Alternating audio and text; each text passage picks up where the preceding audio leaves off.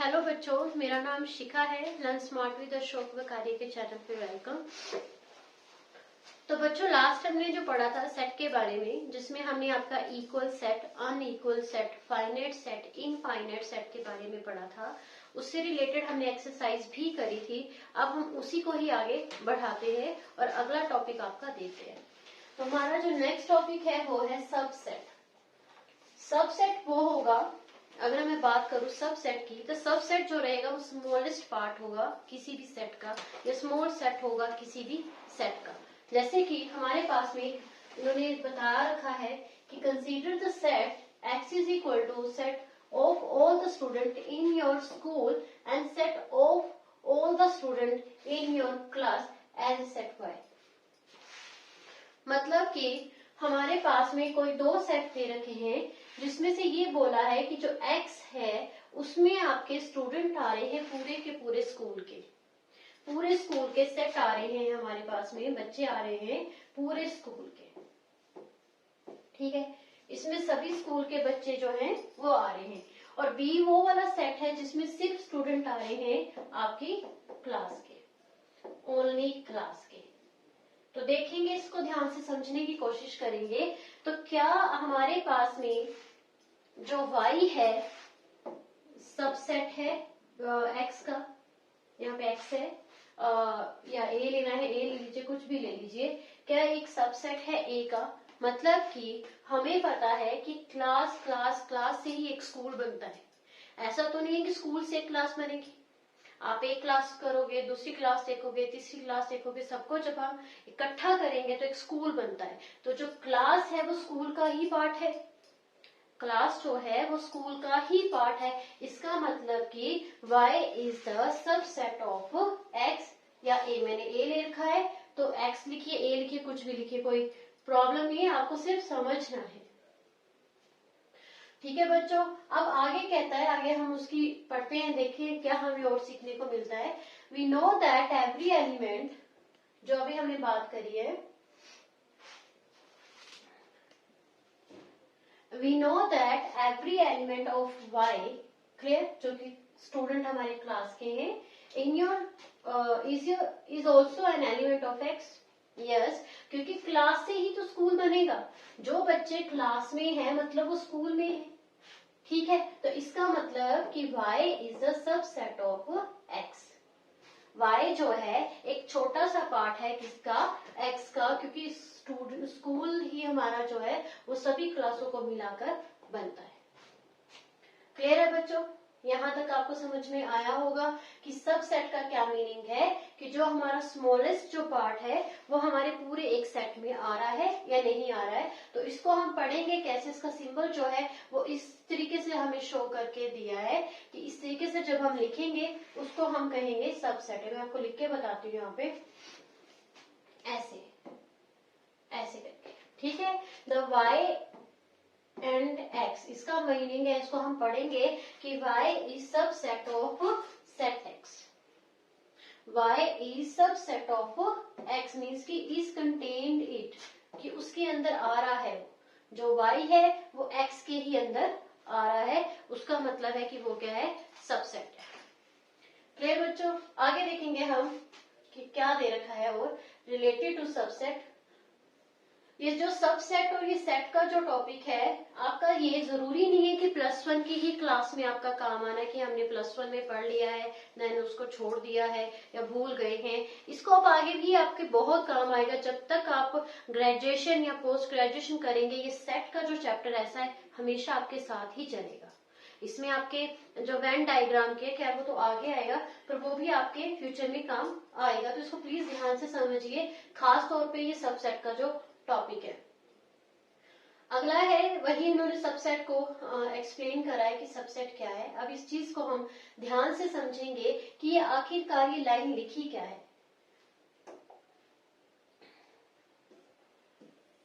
तो देखिए यहाँ पे, in the other words the A is subset of B। A is subset of B का क्या मीनिंग है, कि जो A के एलिमेंट हैं वो सभी के सभी क्या है? B के अंदर है। ठीक है, कि ए जो है सबसेट बी का है, मीन्स कि ये हमारी क्लास आ गई है और ये हमारा स्कूल आ गया है जो कि इसके अंदर आएगा। क्लियर?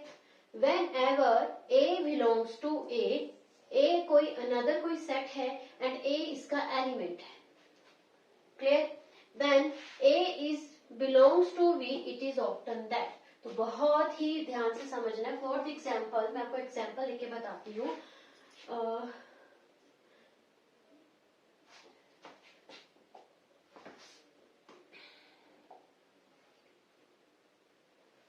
तो देखिए यहाँ पे ध्यान से, हमारे पास में कोई एक सेट दे रखा है ए। क्लियर? ए सेट दे रखा है 1 2 3 एंड 4। क्लियर बच्चों? ठीक है। और बी कोई सेट दे रखा है हमें 1 2 3 4 5 एंड 6। क्लियर? अब आप ध्यान से देखोगे कि जो सेट हमारे पास में ए दे रखा है उसके जो भी एलिमेंट्स हैं वो बी के अंदर भी हैं। मतलब कि बी ने ए को कंटेन करके रखा हुआ है। क्लियर? तो इसका मतलब हम इसको लिखेंगे a is the subset of b. ठीक है बच्चों, कि क्या मीनिंग हुआ इसका कि a is subset of b. अब दूसरी वहां पे चीज लिखी थी बिलोंगिंग की या नॉट बिलोंगिंग की, तो वो भी मैं आपको बताऊंगी। अब हमारे पास में जो 1 है 2 है 3 है 4 है, ये सभी के सभी जो एलिमेंट्स हैं 2 3 4 पहले लिख दिया, तो कंफ्यूज नहीं होना कि 4 पहले लिख दिया तो कुछ गलत हो गया, नहीं, ऐसे लिख दिया मैंने 1 4 2 3। These are the elements of the set A, which means that कि 1 2 3 4 belongs to A. Clear?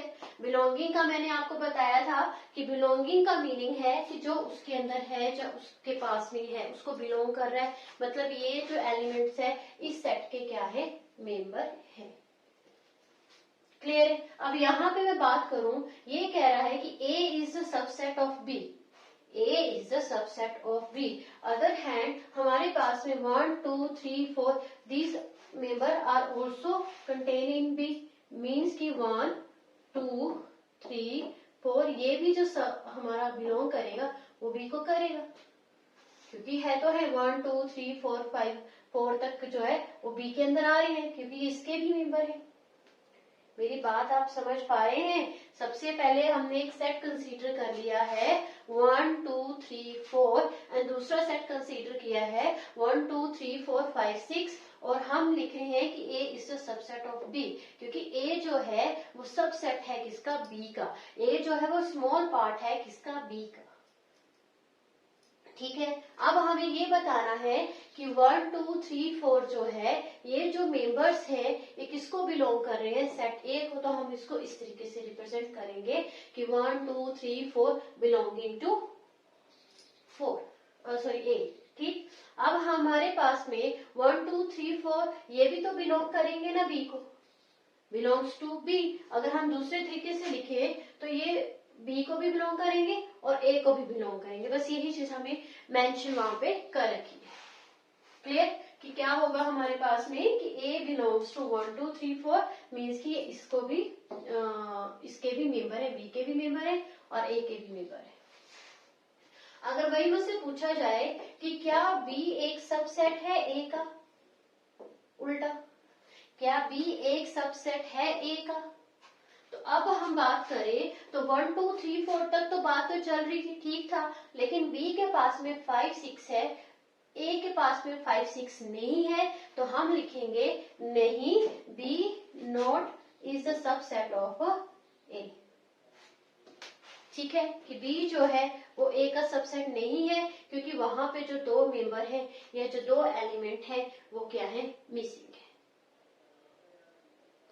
Clear बच्चों? आई होप आपको यहाँ तक समझ में आया है। मैं आपको एक और एग्जांपल लेके अच्छे से सबसेट को क्लियर करवाती हूँ, क्योंकि सबसेट जो है वो बहुत ही ज्यादा इम्पोर्टेंट टॉपिक है। हर फील्ड में ये पूछा जाता है। जब भी आप आगे कोई भी टेस्ट प्रिपेयर करेंगे तो उसमें सेट आता ही आता है। क्लियर? लेट ए, मैंने कोई सेट कंसीडर कर लिया है जैसे कि ए बी सी। क्लियर? आप इसमें ये भी नंबर भी ले सकते हैं, अल्फाबेट भी ले सकते हैं, कुछ भी ले सकते हैं, बस इस तरीके से लिखना। जो हम स्मॉल लेटर्स में लिखते हैं वो एलिमेंट्स होते हैं, और जो कैपिटल लेटर में लिखेंगे मीन्स कि वो उस सेट को रिप्रेजेंट कर रहा है। क्लियर? अब हम बी सेट यहाँ पे कंसीडर कर रहे हैं। हमारे पास में है B, C, D, E and F. Clear बच्चों? यहाँ तक समझ में आया? अब मैं इसी लाइन को आगे कंटिन्यू करूंगी तो मैं लिखूंगी कि जो ए है, बी है, सी है, बिलोंग कर रहा है किसको? ए को। ठीक है? और इसी को मैं आगे कंटिन्यू करूं तो मैं लिखूंगी कि बी, सी, डी, ई, एफ बिलोंग कर रहा है किसको? बी को। कर रहा है बिलोंग। बिलोंगिंग का पता है ना आपको कि जो उसका मेंबर है मीन्स कि वो बिलोंग कर रहा है। क्लियर? अब आगे देखिए, मुझे पूछा जाता है कि कौन सा किसका सबसेट है। तो देखिए ए बी सी, ए बी सी जो है यहाँ पे, बी सी यहाँ पे भी है, यहाँ पे भी है, लेकिन ए नहीं है। ए आपको दिख रहा है कहीं पे? ए बी सी है, इधर भी है, इधर भी है, लेकिन ए नहीं है। तो क्या एक ए जो है वो सबसेट है बी का? नहीं है। हमें पूरे के पूरे एलिमेंट्स जो है वो उसके अंदर होते, तब हम लिखते कि yes a is the subset of b, but इस केस में a is not subset of b. ठीक है? अगर वहीं पे मैं यहाँ पे ए लिख लेती कोमा करके, तो मैं इसको क्या लिखूंगी? इसको मैं लिखूंगी कि a is the subset of b. A is subset of b. तो ये आंसर हमारा ठीक होता। अब दूसरी तरीके से अगर मेरे से कोई पूछे कि क्या b is a subset of a, क्या b is a subset of a, तो बी इज नहीं है। ए बी सी होने से क्या होगा? ई डी ई एफ तो नहीं है ना। तो हमारे पास मैं लिखूंगी कि B is not subset of A. Clear है बच्चों? यहाँ तक आपको समझ में आया कि सबसेट है या नहीं है? क्योंकि यहीं से हमारा जो है इम्पोर्टेंट शुरू होता है। क्लियर? चले आगे। ओके, तो ये जो चीज यहाँ पे लिख रखी है, अब यहाँ पे एक और चीज लिख रखी है, ये एरो जो मेंशन की है, ये भी मैं आपको बताती हूँ कि क्या है ये। क्योंकि ये छोटी छोटी जो टर्म्स हैं ये सिर्फ आपकी +1 में आएंगी। आप बड़ी क्लासेस में पहुंच जाओगे तो आपको कोई नहीं बताएगा कि एरो का क्या मीनिंग है, या इसका क्या मीनिंग है, बिलोंगिंग का, एप्सिलन का क्या मीनिंग है, सबसेट का क्या मीनिंग है। तो यहीं पे ही हम आपको ये बताएंगे। ये जो दो एरो करके इन्होंने ये बनाया है यहाँ पे, इसका मीनिंग है कि which implies that. Which implies that का क्या मीनिंग है कि a is belonging to a, और विच इम्प्लाइज दैट कि a is also belonging to b. ठीक है बच्चों? चला यहाँ तक पता? अब आगे देखेंगे कि आगे क्या हमें दे रखा है। और अच्छा, ये बोल रहा है कि we read about the statement A is a subset of B, and if is an element of A,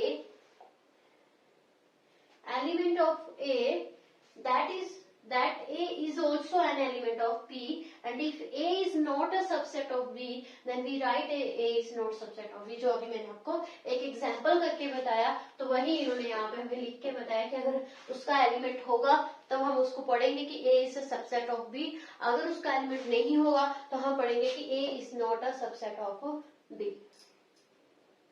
ठीक है बच्चों? आगे देखिए, आगे है कि ओके, चलिए आगे। आई होप आपको सबसेट का काफी क्लियर हुआ होगा कि सबसेट हमारा क्या होता है। नेक्स्ट देखिए, इसके आगे क्या है।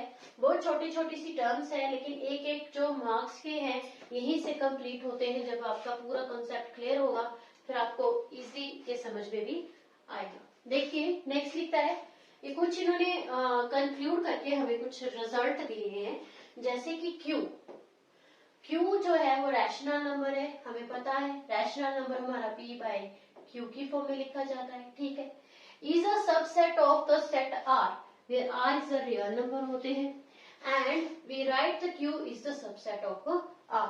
तो एक रिजल्ट है हमें दे रखा है कि जो Q है रैशनल नंबर, वो हमारा रियल नंबर का ही एक सबसेट है। मैंने आपको शुरू में ही बताया था, जब मैंने रियल नंबर का थोड़ा सा करवाया था आपको, तो उसमें मैंने बताया था कि रियल नंबर के अंदर आपके इंटीजर आते हैं, क्लियर, आपके होल नंबर आते हैं, क्लियर, आपके नेचुरल नंबर आते हैं, ठीक है, और आपके रैशनल नंबर भी आते हैं, रैशनल नंबर भी आते हैं, ठीक है, बस ये इसी में आते हैं, रैशनल नंबर, इरेशनल नंबर भी आते हैं, तो ये हमारे इस तरीके से आते हैं। तो अब आप देखेंगे कि रैशनल नंबर जो है is the part of the real number, तो इसी वजह से उसने लिखा है कि Q is the subset of R। Clear, अगली स्टेटमेंट दे रखी है कि if A is the set of all the divisor of 56, again आपको रोस्टर फॉर्म दे रखी है, सॉरी सेट बिल्डर फॉर्म दे रखी है, रोस्टर फॉर्म तो हमें बनानी है कि if A is the set of all the divisor of 6, कि A उन सभी का सेट है जो आपके 56 को डिवाइड कर लेते हैं, ठीक है, और दूसरी तरफ हमें ये दे रखा है कि V the set of all the prime divisor of 56। अब हमें 56 के कौन से डिवाइजर ढूंढने जो क्या है प्राइम में, प्राइम में, तो इस केस में क्या होगा कि V is the subset of A। क्यों? क्योंकि देखिए प्राइम नंबर के अंदर आपके कुछ सिलेक्टेड ही नंबर आएंगे जो खुद से डिवाइड हो रहे होंगे और 56 को भी डिवाइड करेंगे, मीन्स कि अगर मैं इसकी बात करूं तो इसमें सिर्फ आपका 56 ही आएगा, क्योंकि और कोई नंबर होगा, जैसे कि मान लीजिए अगर मैं बात करूं कि अगर मैं इसमें बोल दूं कि यार हाँ जी 50 जो 6 है वो तो 2 से भी डिवाइड हो जाएगा या किसी और नंबर से भी डिवाइड हो जाएगा, तो वो प्राइम नंबर थोड़ी ना होगा, हमें प्राइम नंबर ही ढूंढना है, तो प्राइम नंबर जो होगा वो 56 होगा या कोई भी नहीं होगा, अगर इसमें तो मुझे तो कोई भी नहीं दिख रहा है, फिर भी B is the subset of A, उसको हम लिखेंगे कैसे कि B जो है एक सबसेट है हमारा A का। क्लियर, नेक्स्ट है कि A is equal to 135 and X is an odd natural number, X is an odd natural number less than 6, ठीक है, 1 2 3 5 तक हमारा एक लिमिट हमें सेट कर दी गई है कि ये हमारे ओड नंबर है और 5 तक है, ठीक है, ये हमारी रोस्टर फॉर्म है, ये हमारी सेट बिल्डर फॉर्म है, तो इसको आप बनाइए फिर रोस्टर फॉर्म में कन्वर्ट करिए, क्या आएगा, जो लेस देन 6 है और ओड नेचुरल नंबर है तो 1 आएगा, 3 आएगा, 5 आएगा, 6 तो इंक्लूड नहीं करेंगे क्योंकि लेस देन इक्वल नहीं दे रखा है, तो 135 एंड 135, इसका मीनिंग कि both the set are equal, but ये क्या होगा कि A भी इसका सबसेट होगा और B भी सबसेट होगा, दोनों तरफ से चलेगा, जिसको हम लिखेंगे कि A is the subset of B and B is the subset of A। जब इस तरीके की कंडीशन बनेगी तो इसका मतलब है कि सेट इज इक्वल, या आपकी स्टेटमेंट में आपको वन टाइप का मतलब लिखा हुआ दे रखा होगा कि दो सेट हैं, दोनों एक दूसरे के सबसेट है, अब बताइए कि किसको ये टिक करना है आपको कि हाँ नॉट इक्वल है या इक्वल है, कुछ और भी है, तो आपने सीधा आपको पता चलेगा कि both are the subset of each other, it means कि A is equal to B। Clear है बच्चों? ठीक है, नेक्स्ट देखिए हमारे पास में एक सेट A दे रखा है, वोवल्स हैं आपके इंग्लिश के A-E-I-O-U एंड B जो है A-B-C-D है, ठीक है, and then A is not a subset of B, हमें रिजल्ट भी दे रखा है कि A जो है वो सबसेट नहीं है B का, क्यों नहीं है, क्योंकि A के जो सभी एलिमेंट हैं B के अंदर नहीं है। क्लियर, सबसेट का क्या मीनिंग है कि एक बड़ा सा हमारे पास में बड़ा सेट है, उसका छोटा पार्ट, अब उस बड़े सेट में उस छोटे पार्ट के सभी एलिमेंट अगर जाते हैं तो मतलब वो दूसरे के क्या है, सबसेट है। क्लियर, नेक्स्ट है हमारे पास में कि okay let A and B two set है, अगर A is the subset of B दे रखा है, clear, A is the subset of B दे रखा है और दोनों क्या है, अनइक्वल है, दोनों क्या है, अनइक्वल है, then A is called a proper subset and उसका ये एग्जाम्पल दे रखा है, उसको सुपर सेट बोलेंगे। मैं आपको ये एग्जाम्पल देके समझाती हूँ कि क्या इसकी मीनिंग है, ठीक है।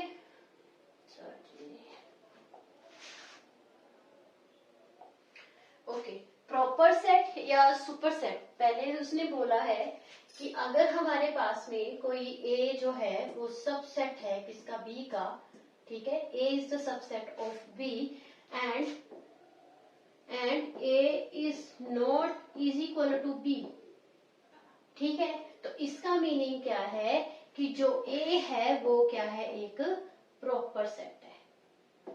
क्या है, प्रॉपर सेट है, और इसी को हम क्या बोलेंगे, सुपर सेट है, सुपर सबसेट है, सॉरी सुपर सबसेट है। क्लियर। अब मैं बताती हूँ इसकी मीनिंग क्या है सभी की सभी। देखिए पहले तो एक एग्जांपल लेके ही आपको समझाऊंगी ताकि अच्छे से आपको समझ में आए कि लेट ए कंसीडर कर लेते हैं। चलिए कोई सेट कंसीडर कर लेते हैं जिसमें मैं लिख रही हूँ 1, 3, 6 एंड 7। क्लियर बच्चों। अगला मैंने बी एक सेट लिख लिया है जिसमें आएगा 1, 2, 3, 4, 5, 6 एंड 7। क्लियर। अब हमें ये बताना है कि अब हमें ये चेक करना है कि सबसेट है या नहीं है किसका। अब साफ दिख रहा है कि इन, मैंने कहा ना आपको कि जो सबसेट हमने छाने बड़े सेट में से छोटे सेट को निकाल देंगे वो सबसेट बन गया। तो इसका मतलब है कि बी तो किसी का सबसेट होगा नहीं, बी तो किसी का भी सबसेट होगा नहीं, पर इसका कोई ना कोई सबसेट होगा। तो हमने करना क्या है, ये पता करना है कि क्या ए इसका सबसेट है, क्या ए के जो मेंबर हैं वो बी के अंदर जा रहे हैं, बी के अंदर उसके एलिमेंट्स हैं। तो यस 1 है, ठीक है, 3 है, ठीक है, 6 है, ठीक है, 7 भी है। क्लियर। तो मतलब कि a is the subset of B.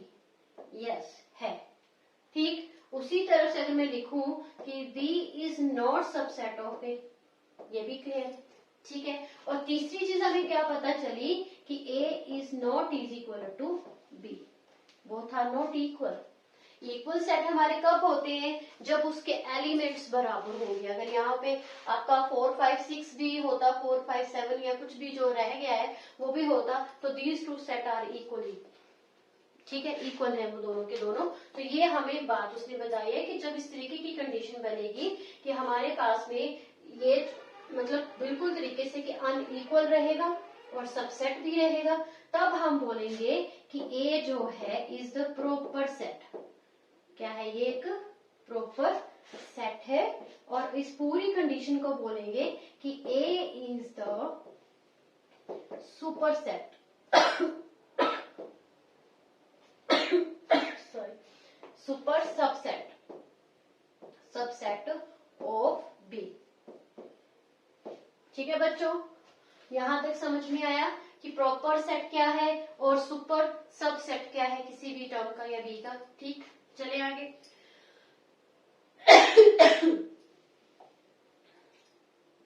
चलिए, अच्छा जी, तो यहां तक हमें पता चल गया है कि हमारा सुपर सबसेट और प्रॉपर सबसेट क्या है।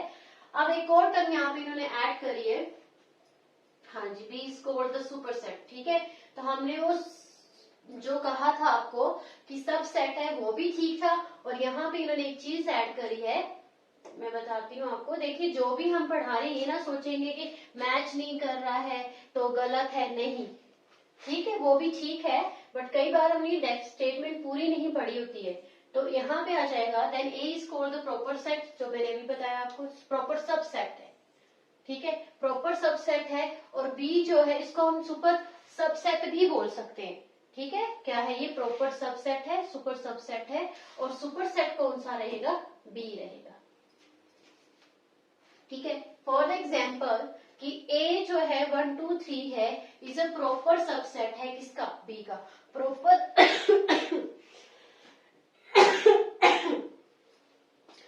प्रॉपर सबसेट किसका है, बी का। क्यों है, क्योंकि बोथ आर नॉट इक्वल। यहाँ पे हम देखेंगे, यहाँ पे 1, 2, 3, 4 एलिमेंट है, वहां पे 3 एलिमेंट है, मतलब कि ए जो है वो बी के बराबर नहीं है। तो इसका मतलब है कि बी जो है वो पूरा का पूरा अच्छा एक सबसेट है, ढंग से निकल के आए, तो इसलिए उसको सुपर सेट भी कह सकते हैं या प्रॉपर सबसेट भी कह सकते हैं। सुपर सबसेट, ठीक है, सुपर सेट तो बी ही होगा ये।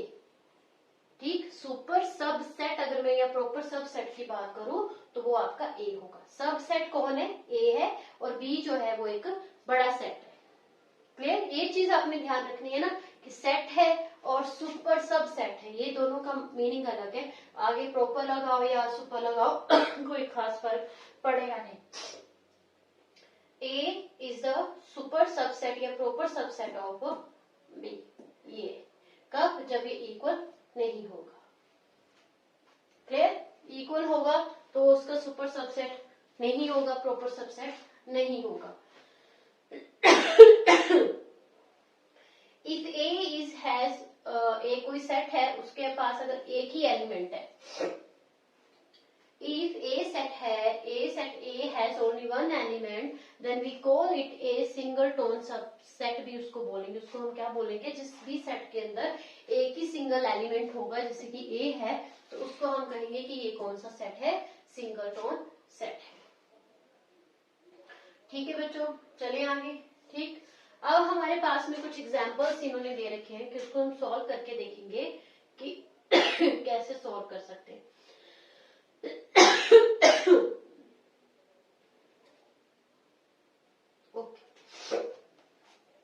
अब एक चीज आपको यहाँ पे समझनी है, फाई की।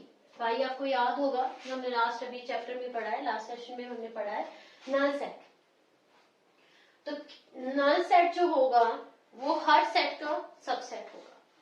ठीक है, जैसे ये हमारा नल सेट है, तो ये हमारा ए का भी सबसेट है, बी का भी सबसेट है और सी का भी सबसेट है। खाली जो है, मतलब खाली है, कुछ भी नहीं है, तो ये सभी का सबसेट होगा। ये ध्यान में रखना कि नल सेट जो है वो सभी उसका सबसेट होगा, ए का भी, बी का भी, सी का भी, जो भी हमें दे रखे सेट। ओके, हमने ये फिल करने हैं, इस सिंबल के साथ हमें ये बताना है कि कौन से पेयर हमारे सबसेट में है या नहीं है। तो फर्स्ट देखिए, फाइव।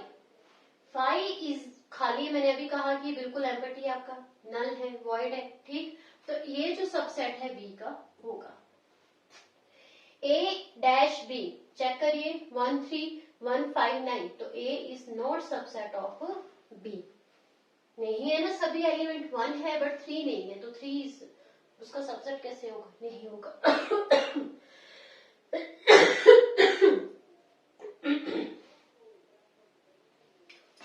दूसरा है हमारे पास में थर्ड, ए डैश सी। ए के अंदर है 1 एंड 3 एंड इसमें आ जाता है 1 3 5 7 9, तो a is the super subset of c या subset, proper subset of c, कुछ भी कह सकते हैं। और ये जो सी है ये हमारा क्या रहेगा, इस केस में सुपर सेट। ठीक है, और ये रहेगा सबसेट, ये। ठीक है जी, सबसेट प्रॉपर लिख लीजिए, proper subset. And b dash c, तो चेक करिए 1 5 9, अगेन 1 5 9 1 5 9, तो बी जो है ये भी क्या है, इसका सबसेट है सी का। क्लियर है बच्चों? ठीक है, एक और एग्जांपल हमें दे रखा है, उसको समझेंगे कि क्या है। तो ये इजी है, इतना नहीं है कि मुश्किल है, बट सब सेट और सेट का आपको टॉपिक जो है वो अच्छे से पता होना चाहिए।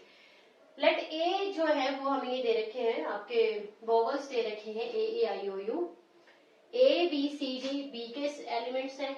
If is a is the subset of b, नहीं है, नहीं है। क्यों? क्योंकि उसके एलिमेंट जो है वो बी के अंदर, सभी के सभी बी के अंदर नहीं आ रहे। और हमेशा ध्यान रखना है कि जिसका भी सबसेट जो होगा वो छोटा होगा और जो पूरा सेट होगा वो बड़ा होगा, तो ये तो होगा ही नहीं। आगे चलेंगे हम। Okay, subset of set of real numbers, ये बहुत ज्यादा अच्छा है पढ़ने में, इंपॉर्टेंट भी है। देखने में लगता है कि ऐसे ही है, अभी आपके प्लस में तो आएगा नहीं काम, बट फ्यूचर में तो बहुत काम आएगा।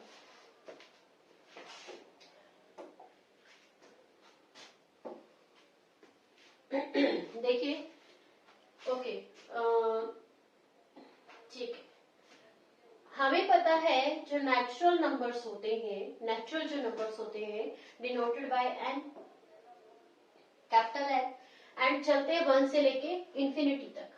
फिर इंटीजर्स का भी मुझे पता है, जो इंटीजर आपके माइनस में भी जा रहे हैं और प्लस में भी जा रहे हैं। तो क्या मैं इसको लिख सकती हूँ कि जो n है is the subset of z? बताइए मुझे, सोचिए जरा कि क्या मैं इसको लिख सकती हूँ कि n is the subset of z? Yes.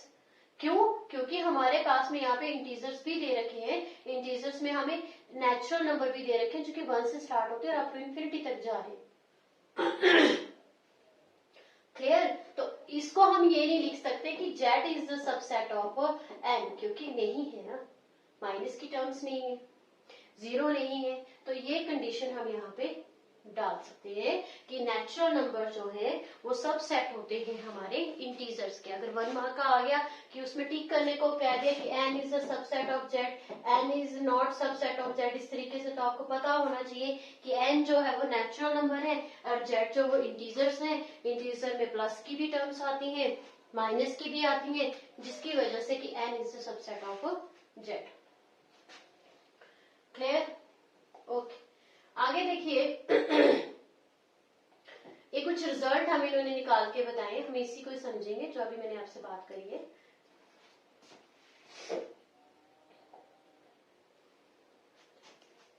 Okay, तो देखिए फर्स्ट आ जाता है कि n is the subset of z and z is the subset of q। ठीक, वेयर q क्या है यहाँ पे? रैशनल नंबर, जो कि p बाय q की फॉर्म में लिखा जाता है। ठीक है, किसमें लिखा जाता है? p बाय q की फॉर्म में ये लिखा जाता है कि p बाय q की फॉर्म में इसको लिख सकते हैं हम। तो ये कंडीशन को हम देखेंगे कि क्या इसको मतलब जो लिखा है वो हो रहा है या नहीं हो रहा है। तो ये n is the subset of z तो मैंने आपको बता दिया। अब कह रहा है कि z is the subset of q। ठीक है, z is the subset of q, तो q में आपकी प्लस की भी सॉरी ओवर की भी टर्म आ जाती है, तो yes is the subset of q। Clear है? उसके बाद है आपके पास में कि q is the subset of the real number, तो ये मैंने अभी आपको शुरू में बताया है, तो इसका सबसेट है क्योंकि जो रियल नंबर होते हैं वो इसके अंदर आ जाते हैं। ठीक है, यहाँ पे जो t दे रखा है वह t जो है वो आपका इरेशनल नंबर को डिनोट कर रहा है, या मैं लिख देती हूँ, ये मैंने शुरू में भी आपको बताया नहीं है इसके बारे में। t जो है वो इरेशनल नंबर को डिनोट करता है और इसको हम लिखते हैं √2, √3, √4 इस फॉर्म में। क्लियर? तो ये भी रियल नंबर का ही पार्ट है। रियल नंबर के अंदर हमारे पास में इरेशनल आ जाते हैं, रैशनल आ जाते हैं, तो यस ये इसका सबसेट होगा। बट नेचुरल नंबर क्या सबसेट है आपका इरेशनल नंबर का? नेचुरल नंबर आपका सबसेट होगा इरेशनल नंबर का? नहीं होगा। ठीक है, नहीं होगा, तो is not a subset of irrational numbers. चलिए बच्चों आगे, अब हमारे पास में आ जाती है आपकी last but not least, universal set से पहले हमने थोड़ी सी लिमिट्स के बारे में सीखना है, तो मैं ब्लैक बोर्ड से ही बताऊंगी। चलिए देखिए, मैंने आपको थोड़ा सा बता भी रखा है, 4 तरह की लिमिट्स आती है हमारे पास में। For the example a, b। Clear? मैं इसको a, b के साथ में इसको ये भी लिख सकते हैं 1, 3। ठीक है, इसका मीनिंग क्या है कि ये जो सेट है लिमिटेड है। लिमिटेड मीन्स कि 1 से शुरू करके 3 तक क्लोज हो रहा है। ये जो एलिमेंट्स है ये 1 से 3 तक ही जा रहे हैं। ठीक है, इसको मैं कैसे लिखूंगी आपके पास में कि जो x है वो हमारा वो आपका 1 से ग्रेटर है, 1 से ग्रेटर है और 1 से क्या है 1 के बराबर है, इस तरीके से। क्लियर? और दूसरी तरफ x जो है वो आपका 3 से बड़ा नहीं होना चाहिए, 3 से बड़ा नहीं होना चाहिए और 3 के इक्वल ही आना चाहिए। जब हम इस तरीके से इसको लिखेंगे, इसका मीनिंग क्या है, एक लिमिट हमको सेट कर दी गई है कि हमें 1 और 3 से बाहर नहीं जाना है। क्लियर है बच्चों? अब देखिए इसी को ही हम मूव करेंगे। मैंने यहाँ पे लिख दिया है 1,3। क्लियर? आप देखोगे ध्यान से कि एक ब्रैकेट मैंने इस तरीके से लगाई है और एक ब्रैकेट मैंने इस तरीके से लगाई है। इसको मैं बोलूंगी कि इंटरवल को मैंने क्या कर दिया है, क्लोज कर दिया है। और इसको मैं बोलूंगी कि इंटरवल को मैंने ओपन कर दिया है, खोल दिया है। अब कोई लिमिट नहीं है, कुछ लिमिट तो है लेकिन कंटिन्यूसली चली जा रही है, 3 के आगे हमें कुछ नहीं पता। तो जब इस तरीके की चीज बनेगी तब हम कहेंगे कि एक जो आपका इंटरवल है ओपन है और एक जो इंटरवल है वो आपका क्लोज्ड है। तो यहां से हम इसका इक्वल का साइन, सॉरी जो ये इक्वल का साइन है इसको मैं हटा लूंगी। मैं नीचे लिख के बताती हूँ आपको दोबारा से कि कैसे इसका इक्वल को हटा लूंगी। तो इस इंटरवल को अगर मुझे लिखना होगा तो मैं कैसे लिखूंगी, देखिए एक्स अगेन क्या है आपका 1 से बड़ा होना चाहिए और 1 के इक्वल होना चाहिए, और दूसरी तरफ एक्स जो है वो आपका 3 से बड़ा नहीं होना चाहिए और 4 तक आएगा यहाँ पे। क्लियर? 4 तक मैंने क्यों लिखा है, क्योंकि मैंने आपको समझाया है कि जब हम इक्वल का साइन लगा देंगे तो इसका मतलब हमें पक्का है कि 3 से बाहर हम जा नहीं रहे। अब 4 और इसके बीच में जो टर्म आ रही है इस तरफ से आपका चलता जाएगा चलता जाएगा चलता जाएगा, ठीक है। लेकिन ये भी हम एक तरह का क्लोज ही समझेंगे क्योंकि एक तरफ से तो आपको लिमिट बता रखी है, ठीक है बच्चों। अब हम देखेंगे इसका, ये था फर्स्ट और इसका था सेकंड। आपके ये 4 तरह से आते हैं। थर्ड देखेंगे, थर्ड में क्या रहेगा कि जब मेरा जो लिमिट है वो ओपन है, 1 और 3 दोनों तरफ से क्या है ओपन है, यहां से भी और यहां से भी ओपन इंटरवल मतलब 1 से भी चला जा रहा है और 3 की तरफ से भी चला जा रहा है। कुछ हमें पता नहीं है कि कहाँ पे जाके रुकेगा या खत्म होगा, कोई हमें पता नहीं है, बट चला जा रहा है। तो ये आएगा ओपन इंटरवल में। एक आपका आ जाएगा इस तरीके से कि यहां से ओपन है और इधर से क्लोज है, मतलब यहां से आप स्टार्ट कर सकते हो पर यहां कहाँ हमें पता नहीं है, ठीक है। मतलब इस तरफ आप कुछ भी लिखिए, हमें कोई उसका मतलब नहीं है, 1 है, -1 -0 3, लेकिन यहाँ का स्टॉपिंग पॉइंट है कि आपको x जो है वो इससे ज्यादा नहीं जाना चाहिए, 3 से smaller and is equal to. Clear है? बट यहाँ से क्या है कंटिन्यूसली में वो चला जा रहा है। तो इस तरीके से जो वो हमारे दे रखे हैं interval.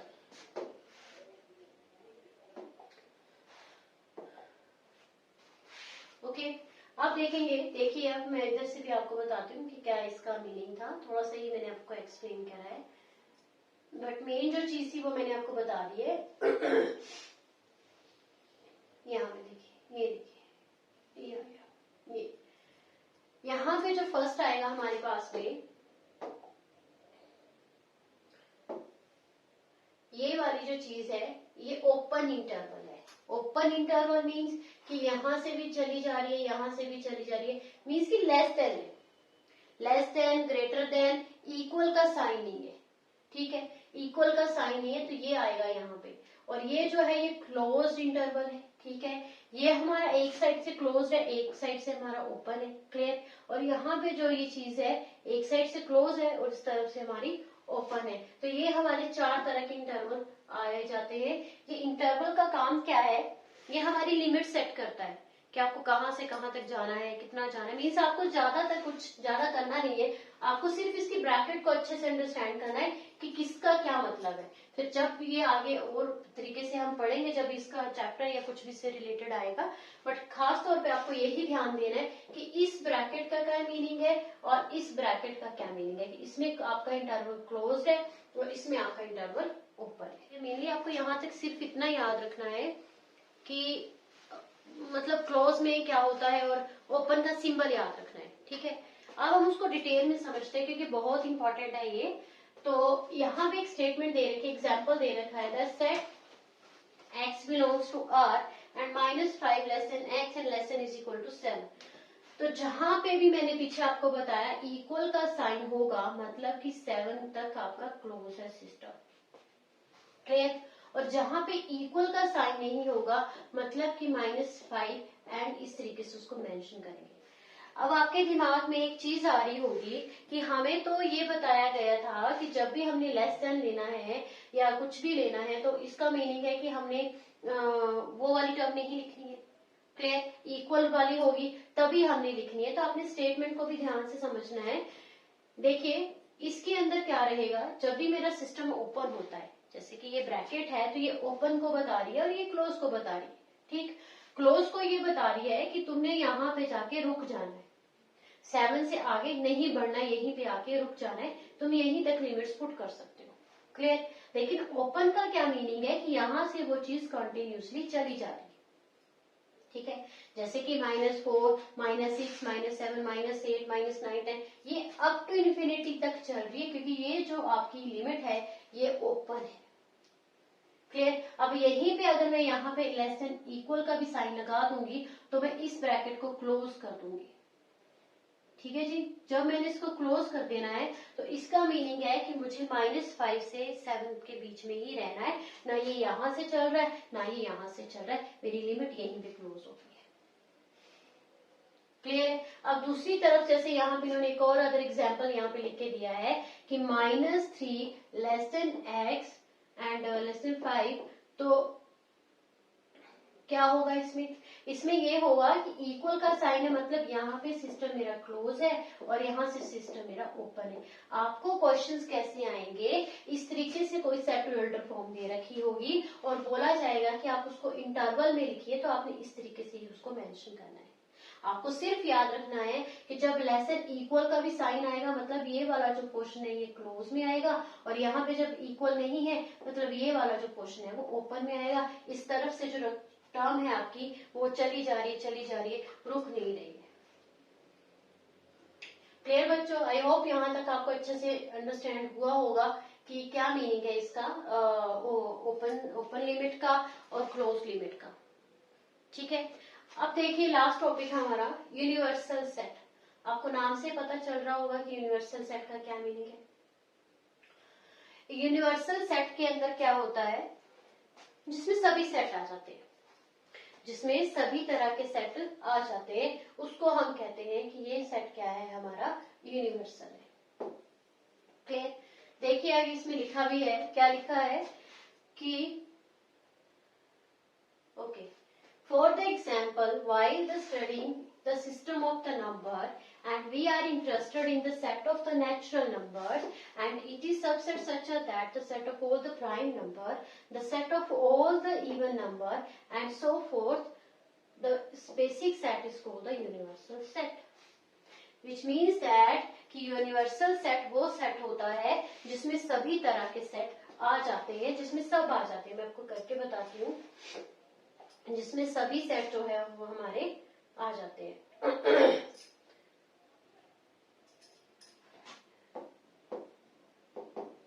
Universal set, universal set is denoted by capital you. ठीक है, मेरा यू थोड़ा सा ऐसा बना, देख लेना यू। ठीक है, लेट कंसीडर कि यू जो है वो है मेरा 1 2 3 4 5 6 7 8 9 एंड 10। यूनिवर्सल सेट में आपके जितने भी सब सेट है वो सब आएंगे। ठीक है, जैसे कि ए है मेरा, तो ए के अंदर है 1 है 2 है 3 है। क्लियर। बी के अंदर है मेरा 4 5 एंड 6। क्लियर। एंड सी जो है वो क्या है 7 8 एंड 9, और जो डी है वो है मेरा 10। तो अगर हम इन ध्यान से देखेंगे तो जो भी एलिमेंट्स आपके ए बी सी डी में दे रखे हैं वो सभी के सभी इस सेट में आ रहे हैं, मतलब इन सेट को मिला के मैंने एक जो सेट बनाया है that is your universal set. Clear. Universal set क्या है, जो सबसे बड़ा है, जो सबसे बड़ा है और उसमें सभी एलिमेंट्स के जो एलिमेंट्स है वो सभी के सभी आते हैं। अगर मैं ये बात करूं कि a is a subset of u, V is a subset of U, C is a subset of U, and D is also subset of U. Clear? In which U is the superset.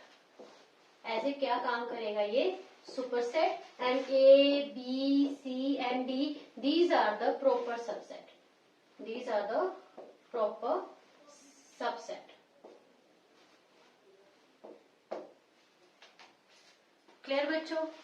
I hope आपको ये आज का ये video अच्छा लगा होगा, आपको समझ में भी आया होगा। आपने शेयर करना है, लाइक करना है, सब्सक्राइब भी करना है इस चैनल को, और ताकि आगे और भी आपको वीडियोस मिल सके।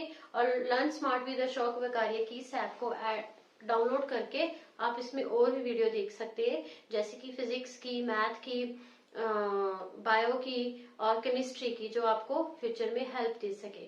Thank you.